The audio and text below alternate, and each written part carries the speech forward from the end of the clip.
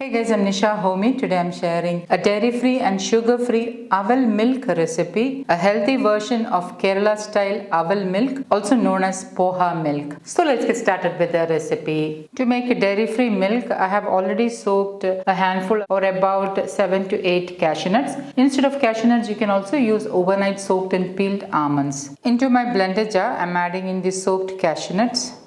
Adding in 1/4 cup water, and I'm blending this to make a smooth cashew paste. Okay, now I have blended the cashew nuts. I'm transferring the blended cashew nuts, or rather the cashew paste, onto a glass mug. See how thick and creamy the cashew paste is. As you can see, there is some residue in the chutney grinder. Into the chutney grinder, I'm adding in 3/4 cup water, and I'm washing down the residue onto the cup. This way I got 1 cup of fresh homemade cashew milk. If you keep the cashew milk in an airtight glass container, it will stay good in the refrigerator for up to 3 to 4 days. And with this milk, you can make coffee and tea as well. Into my kadai, I am adding in 3 tablespoons ragi flakes. I'm using sprouted ragi flakes. Now the reason why I use sprouted ragi flakes is that once ragi is sprouted, the vitamin C levels tends to increase, which leads to easy absorption of iron into the bloodstream. When you sprout grains, it will help in better digestion and also in better nutrient absorption. I'm lightly roasting the ragi flakes on medium to low flame. You can also roast a large batch of ragi flakes and store in an airtight glass container. Once the ragi is roasted, transfer to a plate and allow it to cool down. And once the ragi flakes are roasted, it will be very crunchy and crispy. So that is how you can know that the flakes are nicely roasted.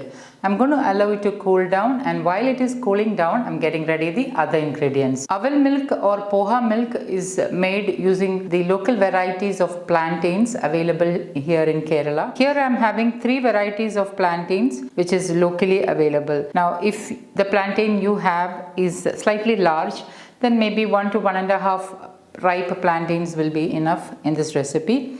If it is of a medium size like this, then you will need around 2 plantains, and if it is a very small type like this, then you will need at least 3 ripe plantains. I'll be using the small variety of ripe plantains in this recipe. Into my serving glass, I am adding in the ripe plantains. For sweetness, I'm adding in 1 tablespoon jaggery powder. Instead of jaggery powder, you can use palm sugar, coconut jaggery, or even maple syrup. You can increase or decrease jaggery as per your taste. 1 to 1.5 tablespoon of jaggery powder will be ideal. And with a muddler or with the back of a spoon, I'm mashing the plantains and the jaggery.